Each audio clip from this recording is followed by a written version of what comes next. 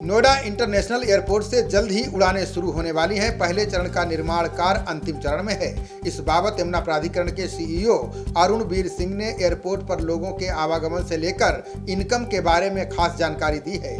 उन्होंने यह भी बताया कि इस एयरपोर्ट में किसकी कितनी हिस्सेदारी है। बता दें कि यमुना प्राधिकरण क्षेत्र में बन रहे नोएडा इंटरनेशनल एयरपोर्ट से उत्तर प्रदेश को सालाना 1,04,000 करोड़ का फायदा होगा।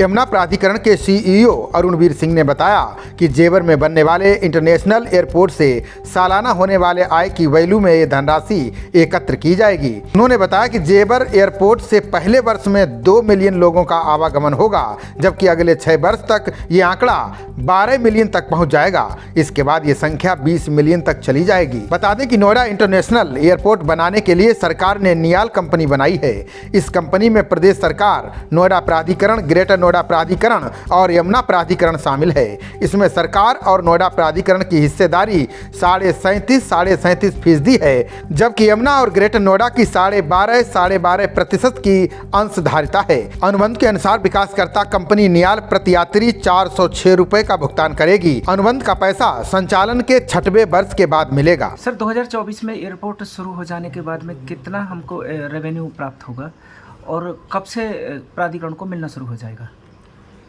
देखिए, जो नोएडा इंटरनेशनल एयरपोर्ट जेवर में बन रहा है, इसके लिए जो बिडिंग की गई थी तो उसका बिड पैरामीटर जो था वो रेवेन्यू शेयर नहीं था, बल्कि ये था पर पैसेंजर कितना पर पैक्स के आधार पर बिडिंग की गई थी।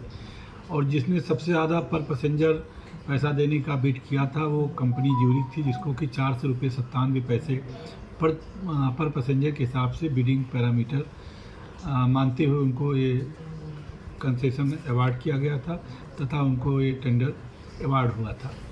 बाकी जो 3 लोगों ने उन्हें इससे कम जो पर पैसेंजर अपना ड्यूटी भरी थी, जिसकी वजह से उन लोगों को अलॉटमेंट नहीं हो पाया।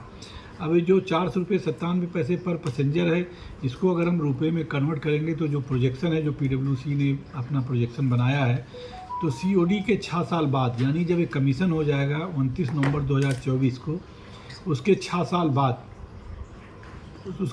बाद जो है ये पैसा मिलना शुरू होगा और 1,04,000 करोड़ ये पैसा मिलेगा 6 साल COD के बाद, जो कि सालाना मिलेगा।